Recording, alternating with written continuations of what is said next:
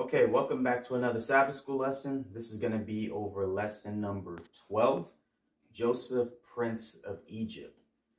Scripture is going to be taken from Genesis chapter 41 and verse 41, and that says, "And Pharaoh said to Joseph, 'See, I have set you over all the land of Egypt. See, I have set you over all the land of Egypt.'" This is going to be a pretty interesting lesson. This is kind of where things come together, especially for Joseph. And particularly, you're going to be mainly reading over Genesis chapter 41 through 45-ish. So there's a lot of material essentially here to cover, but essentially there's really, I would only really say one main theme. There's a couple things that obviously Joseph gets elevated to the status of second in charge of Egypt, but essentially the main theme here is Joseph starts to test his brothers because he starts to meet back with his brothers. So really, this whole lesson is about Joseph testing his brothers once he's now meeting them. So let's go ahead and dive right into this thing. Joseph is really trying to figure out two main things from his brother. Number one, he's trying to figure out, is his brother Benjamin still alive? Right? Joseph was treated in a terrible way, and Benjamin was the other brother of Joseph that came from Rachel before she died. And he's interested to see if he's treated with the same hostility that he was particularly treated with. So that's the number one thing Joseph wants to know. Is my brother Benjamin still alive? The other thing Joseph wants to know is, has my brothers changed at all? Obviously, the brothers were very brutal to him, and they had a lot of jealousy toward him, and then also treated him with a lot of hatred, selling him off into slavery, essentially to death. So he's wanting to know these two main things. Is Benjamin still alive? And number two, have my brothers changed at all? So when Joseph sees his brothers for the first time, he recognizes them, but they don't recognize him. Now they're basically in a situation in which there's a famine.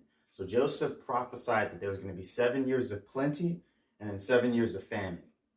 Essentially, the 7 years of plenty is over. Joseph is second in charge. But the key here is that about 2 years into the famine, his brothers also are witnessing a famine in the land of Canaan and come down to visit and to buy food in exchange. Now, here's the main thing. Joseph recognizes them and wants to make sure that he does this test and wants to guarantee that they're actually going to come back to him. And so he takes one of his brothers, locks him up in prison, and he sends the rest of the brothers back home and says, listen, if you want to continue trading with Egypt, then you need to make sure that you bring the brother Benjamin back with you, right? So they're going to come back with Benjamin the second time around and then get this brother out of prison, and they'll be rejoined together. Now, here's the main thing that Joseph wants to see here. Is Benjamin actually coming with him? Is he safe? Is he okay? And number two, are they treating him terrible?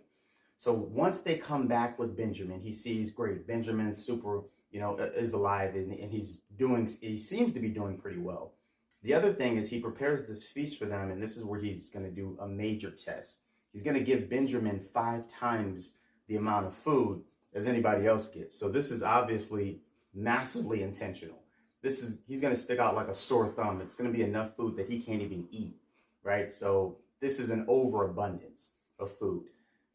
And particularly the brothers don't know that he can speak their actual native language because Joseph is communicating through an interpreter.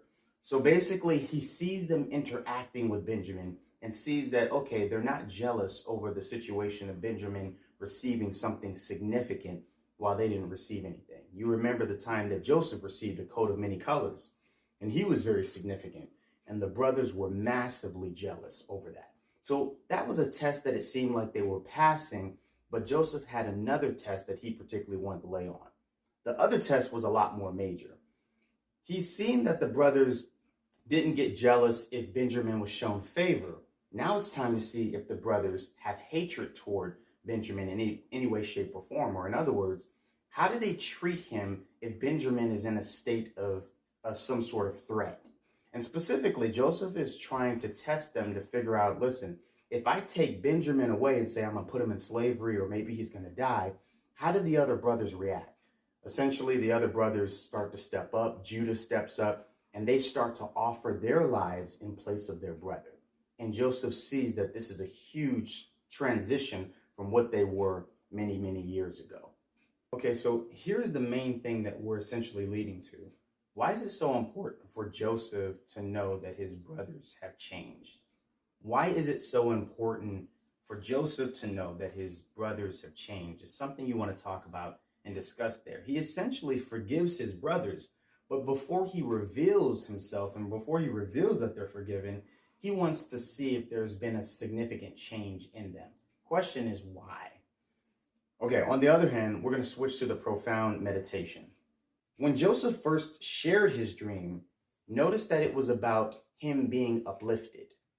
And notice when Joseph is now later sharing his dream, he actually reveals himself to his brothers. He tells them, hey, don't be afraid.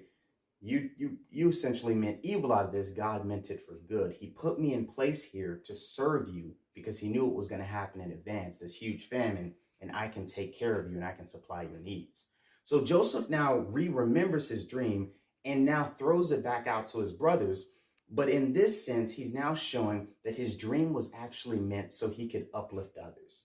And this is kind of a critical point here, because sometimes when we first focus in on our dreams, we only see the significance it is to ourselves. When Joseph is talking about his dream for the first time at the age of 17-ish, he's talking about it saying, oh, everybody's bowing down to me. And everyone's like, great, that's good for you, Joseph, but it doesn't mean anything for us. Now, over 20 years later, he's talking about the fulfillment of his dream. He's not talking about people bowing down. He's talking about the reason he was uplifted so that he could actually lift up others and provide for everyone else. And that's the thing that starts to bring everybody together. Sometimes when you first share your dream, be careful how you share it. Are you sharing it essentially to lift yourself up, or are you sharing it essentially to serve others? If you serve others with your dream, it'll bring people together. If you just share your dream to uplift yourself, it'll split people apart. Just remember this particular key point as you move on throughout the story of Joseph. I'm Oswald, and this is Profound Meditations, Sabbath School Summary.